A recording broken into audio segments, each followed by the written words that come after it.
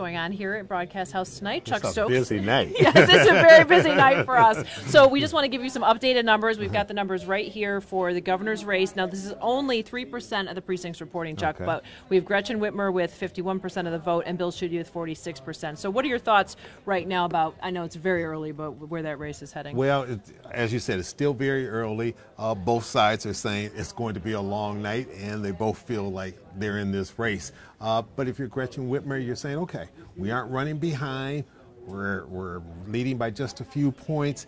And the districts that probably are the heaviest for us, City of Detroit, Wayne County, maybe even Grand Rapids, the city of Grand Rapids, not the outlying areas, Flint, Kalamazoo, those haven't come in, so that bodes well for her. By the same token, if you're Schuette's people will say, hey, my area hasn't come in yet, and there's a whole lot to go. So it's a nip and tuck race here, and both sides are probably working like heck and doing a lot of praying right now. Absolutely, absolutely. Well, a lot of big proposals on the ballot right now. Of course, Proposal 1, the legalization of marijuana. We're going to go right now to my colleague Ross Jones, who is in Lansing, looking at that ballot proposal. Ross?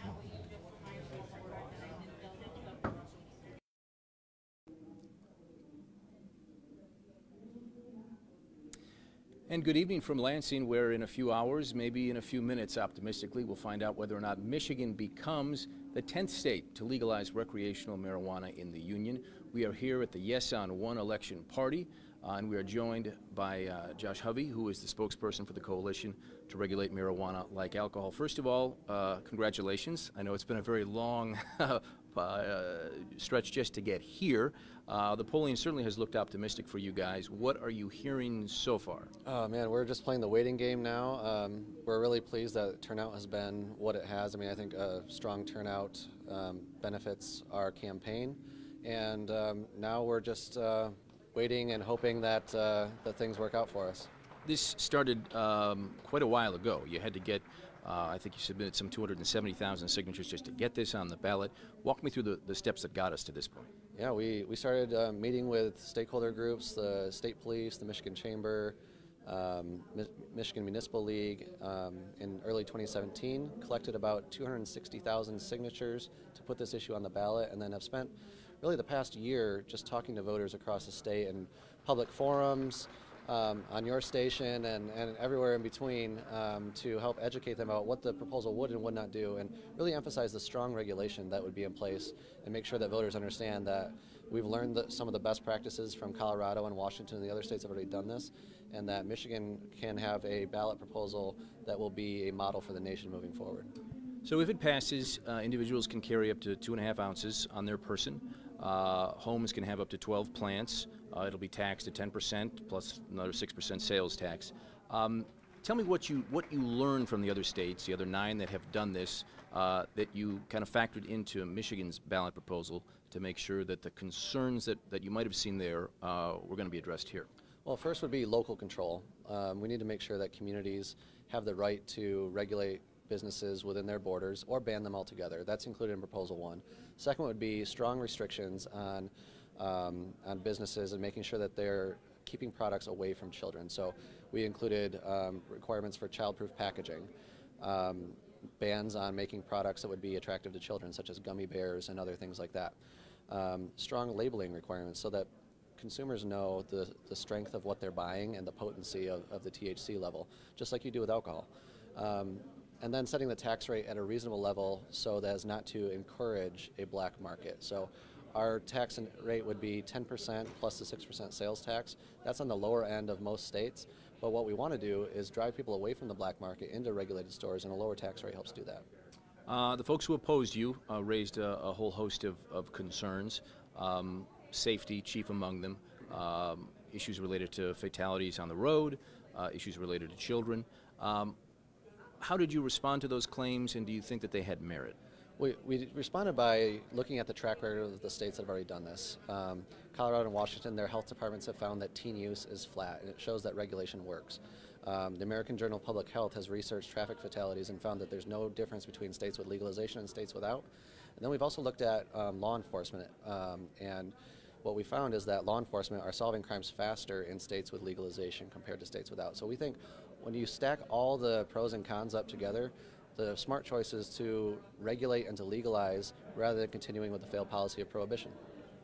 You mentioned the black market, and when we had been in Colorado, we talked to some law enforcement there. We talked to some prosecutors who said that just like here, the expectation was that the black market would at least be reduced, if not completely go away, but that it didn't have that effect, that the black market was still doing quite well, and that if you just watch the news, you'll see there's a lot of raids being done, there's a lot of charges being filed. Are you concerned about that? Well, the black market goes away over time, and what we need is more time for that to happen. There's not a thriving black market for alcohol sales in this country. There won't be a thriving black market for marijuana sales as more and more states legalize and regulate their products. And then the last question before I let you go. A number of cities in Colorado, I know, voted to not allow dispensaries there. We still have that same, or will have that same right in Michigan if this passes. Tell me why that's important. Well, it's important because every community should have the right to decide for itself, and we still have dry counties in this country.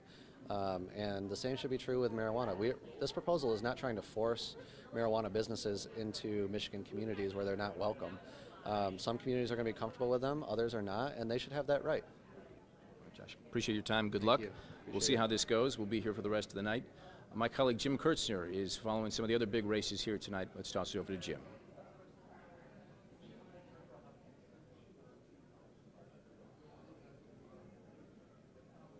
The gathering site for Republicans at the top of the ticket. That means governor, lieutenant governor, attorney general, and secretary of state. In fact, you can see the stage is set here for when they're comfortable with the numbers that come out. Bill Schuette, of course, at the top of the ticket as the candidate for governor on the left. Mary Treater Lang is the secretary of state candidate. And then over on the right, Tom Leonard. People are gathered in a couple of rooms similar to this, but you can also see a pretty good crowd has gathered here. This is the main stage, of course, and then all the media is set up over here on the platform. If we move around here, you can see cameras from around the state, and including some of the networks here following what's happening on election night here in Michigan. Some of the early numbers that we're getting, and very early, are starting to show some trends, and that means we could see some mixed results at the top of the ticket, not a clean sweep. The Republicans have controlled the offices of governor, lieutenant governor, attorney general, and secretary of state for the last 8 years. Those incumbents are term limited out. The early results are showing so far that Gretchen Whitmer has a 2-point lead over Bill Schuette, the Republican. Whitmer, of course, the Democrat. The race that has the widest margin early on is that race for Attorney General Tom Leonard with a 6-point lead over Democrat Dana Nessel. That's for Attorney General. Secretary of State race with Mary Treater Lang and Jocelyn Benson is at a dead heat right now, but these are very, very early and could change throughout the night. The watch party here continues. Once they're comfortable with the numbers, we can come out. We will see these candidates come out and declare that they are the winner or concede the race, but that could be at least an hour or two, maybe later tonight, before we see that happen here. I'm live in Lansing, Jim Kurtzner. Heather, back to you.